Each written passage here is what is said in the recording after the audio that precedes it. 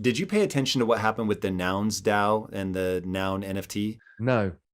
Oh my God, Raul, this is insanity. So it's an NFT project. They release one 8-bit, looks like it was created by Nintendo back in the 80s, 8-bit graphic. They release one a day, every day, forever. So it'll take them 27 years to get to the 10,000 number, which has sort of become the magic number. So up until that point, it'll be the most scarce of these kind of NFTs. And the way that the DAO is structured, so DAO, for anybody that doesn't know, is a decentralized autonomous organization. So you, every day, one of the noun sells. The buyers of the nouns go into the nouns DAO. 100% of the proceeds from the sale of these little 8-bit graphics go into the DAO, and then the members of the DAO control what's done with that money. The first one sold for, I might be off a little, but it was like $1.8 million as of that time in terms of the number of ETH that it sold for. And so I was like, this is a company overnight. Like, you literally sold essentially a flag, and in selling the flag on day one raised almost $2 million. And on day two will raise, however many, because obviously the number will go down. People are going to pay the most for the first one. But when you think about having to go, the old model of having to go to Sand Hill Road in San Francisco to hawk your wares and convince somebody that you were worth investing in, and to raise $2 million of seed capital, you had to put this massive prospectus together and do all this crazy stuff and really have this vision and know how to pitch and know people. And I mean, just that would have taken a lot.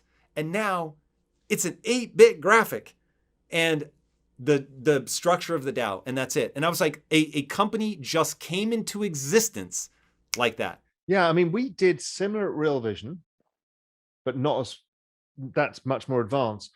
We never raised money. And I don't know, over the history of Real Vision, we probably raised 50 million in capital over time. And we raised it only from our members. Whoa. Never, not a single VC, nothing, no strategics, nobody, our members. So they're the owners of Real Vision along with us, which is fabulous. So that's this community idea.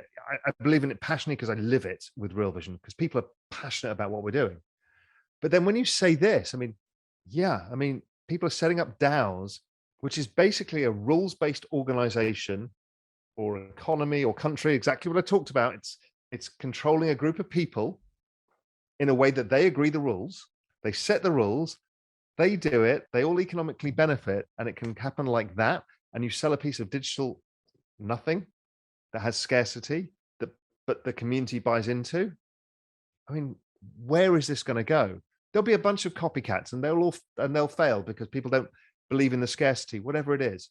But this is a change of everything, because in exchange for, let's say, starting up a company, let's say that DAO is actually going to become a publishing company, but you can't raise money for a publishing company. So you say, we will sell these tokens that are super valuable because we're going to restrain the supply and they're kind of cool.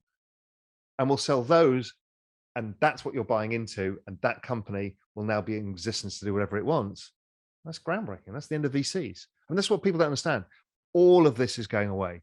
The bankers, the VCs, the private equity, everybody in the middle of this equation, the people like Google and Facebook who monetize your community and my community and make more money out of it than we will, that goes away, because we have direct relationships with our community because they're token holders.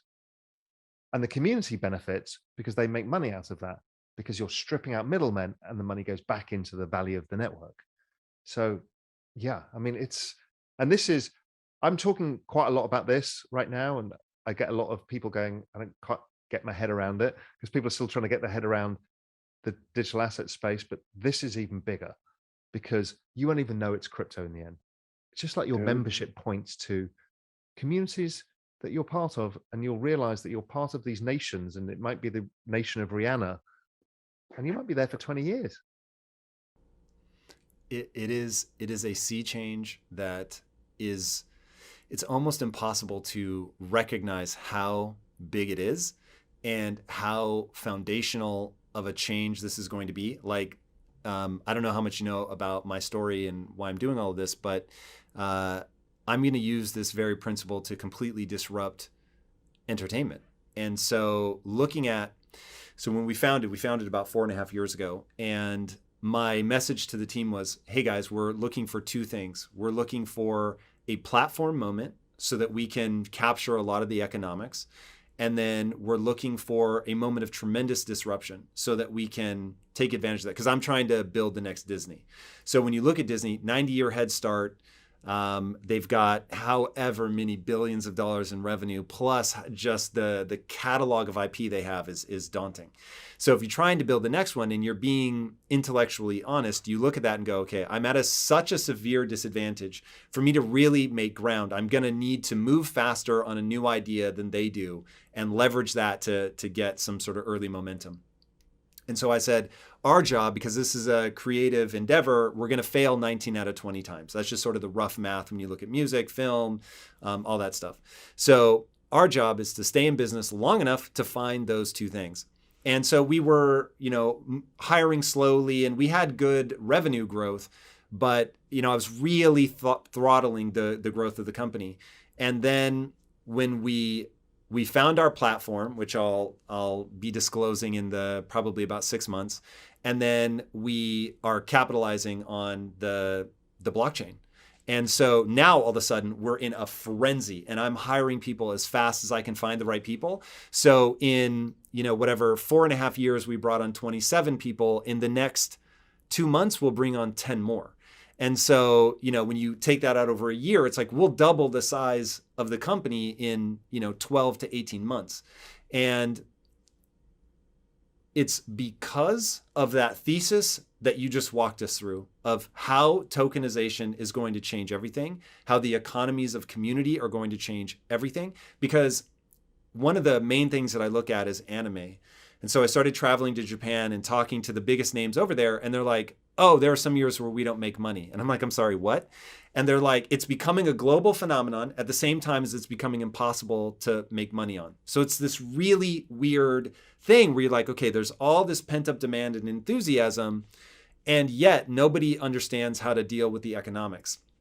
And I think what we're going through right now with the blockchain, tokenization, bringing the community into the value structure of that. Like, imagine that you can bet on whether it's the next Rihanna, whether it's the next anime phenomenon. Like, for people that aren't familiar with that world, there's one. So normally anime starts as manga. So there's this one manga called Demon Slayer, which that one title outsells the entire Western comic market.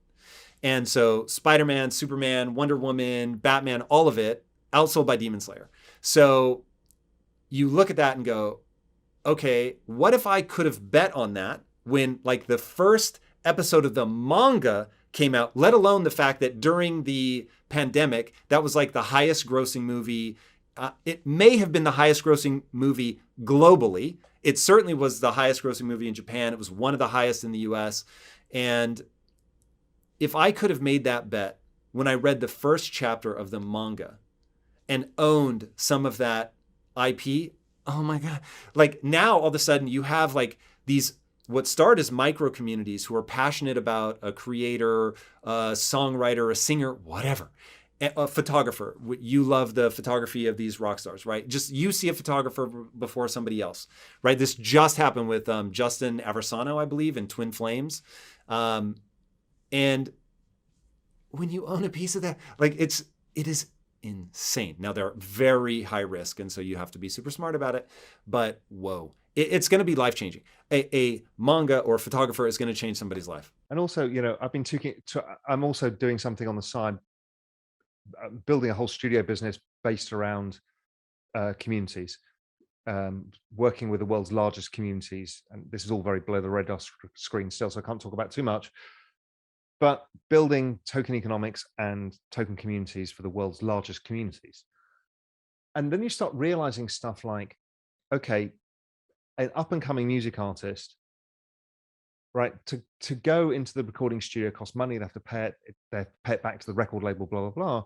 Well, what happens if they've got 50,000 fans and the fans can hear 10 pieces of music and can back the IP to own a token of the IP for the first year. So now they're betting on which song's going to be successful. So let's say they're super fans. They then go onto TikTok and they start creating videos with the soundtrack and they make it viral, right? This is the network effects. The recording artist now doesn't have to borrow money to pay because their fans want to invest in it. And the recording artist will probably be still better off because of how the economics work. So yeah, all of this is coming. It's interesting to see, Gary Vaynerchuk is going down the same route. I had a long chat with him the other day.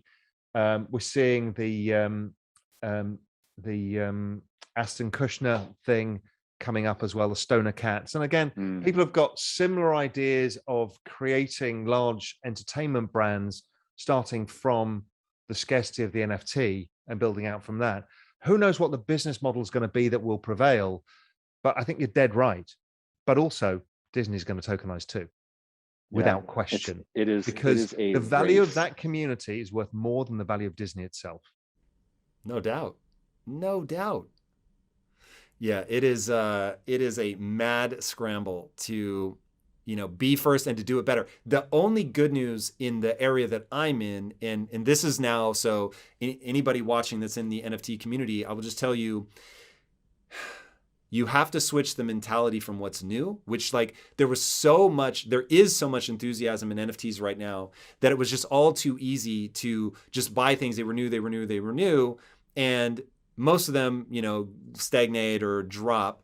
And over the long run, though, it's not going to be enough to launch another new project. You've really got to say, as a buyer, as a collector, even as an investor, you have to say, okay, there's only a few projects that I can really understand well enough to be an intelligent investor, especially if I'm trying to time the market.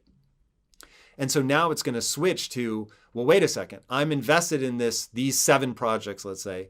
I need to go and be a part of that community that breathes life into this and gets this moving, if for no other reason than to protect my investment. So now you start thinking, okay, wait, I want to be deep on certain niches so that I can be a meaningful community member, I can be a voice in the community, and that I can make sure that these projects have real legs, because ultimately, especially when you're dealing with art, if there's no emotional resonance with the community, you don't have anything. So it was just a quick flip and then people moved on to the next thing. And so I am really going to be interested in, 1, watching the energy change in that space, and 2, trying to be a part of the vanguard of people that change the energy in that space, and then see what comes out of it in the next 5 to 10 years. Would be utterly fascinating. I can't be more excited about where NFTs, communities, and all of this is going. What I do know is I don't know where it's going. You and I might think we have an idea, but it's probably going to be bigger, and the use case is more extraordinary than we can get our heads around now. We're all struggling to get our heads around DAOs, but this is just the start. So it's an amazing opportunity, both from a business perspective. You and I as entrepreneurs are seeing this going, oh my God. As investors, we're getting really excited about the opportunity to create returns from investments. And then, I think we both share this mission that we can also bring everybody else along with us and help change people's lives, get them into this mindset that they can own assets and they can make money, and not everything's against them. The system's not stacked against them. Here's the opportunity everybody's waiting for. So, what an amazing point in time.